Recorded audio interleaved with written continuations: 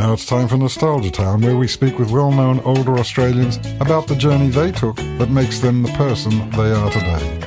You're listening to Baby Boomers Guide to Life in the 21st Century with me, Lex Marinos, and... I'm Patricia Amphlett. Are you known better as Little Patty, or also known as Little Patty? I certainly am. Because sometimes people call me Little Patty. Do they? Yes, I know, and I get thoroughly confused about it. Anyway, Patricia. Yes? Our guest today is Emeritus Professor Ron McCallum AO, one of the country's most respected industrial and discrimination lawyers and a prominent human rights advocate. In 1993, he became the first totally blind person appointed to a full professorship at an Australian university.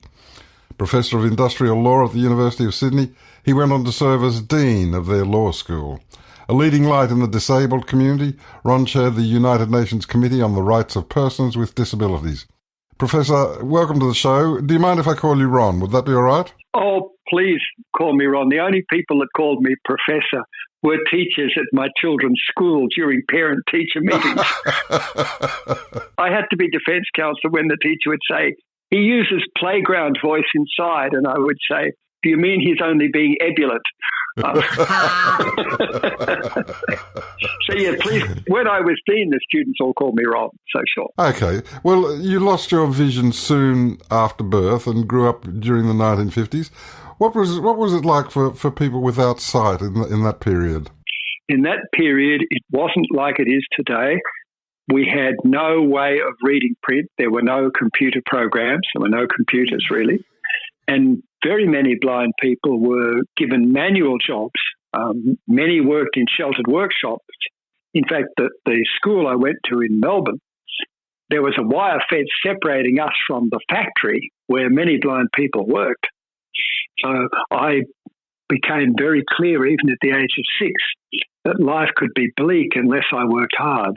You were raised in the Melbourne suburb of Hampton, and what was family life like at that time? Family life was complicated. My father was born in 1890 and he put his age down to go to World War II, I guess because he wasn't in World War I. And he came back with what I now know as PTSD. He was violent towards my mum. Oh, dear. He drank a lot. He really never picked me up. I had 2 older brothers. We lived in a small commission house, 2-bedroom house.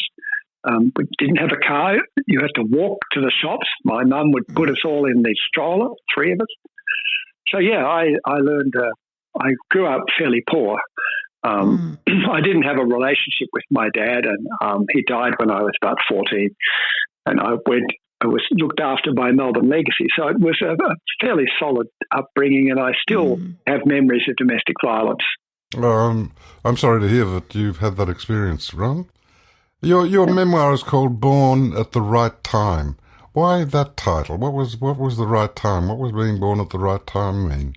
Well, it meant that I was born at perhaps the best time for blind people to be born. I mentioned the difficulties in the 50s in sheltered workshops, but I was able to go to university with the help of the repatriation department. And I used tape recorders to survive. And then came technology of computers in the 1980s. And what were invented were programs which would read out in synthetic speech what was on the computer screen. And then programs that you would scan a book on, and the program would read it to you by recognizing the letters and the words. Computers have altered all our lives, but I think for we disabled people, and I speak now of those of us without sight, they've altered our lives fundamentally. I could not have been a dad, a husband, a dean of a law school, and later a chair of a United Nations committee without this technology. And now it's all in the iPhone that I'm holding in my right hand talking to you. You know, I'm the first group of blind people that can actually read print independently, and we blind go back to the caves. We've been with us. You know, Homer, they say, was blind, and he memorized the Iliad and the Odyssey, but I'm able to read print. This is a huge gap, and no one before has been able to do that. So, yes, born at the right time. Now we understand that fabulous title.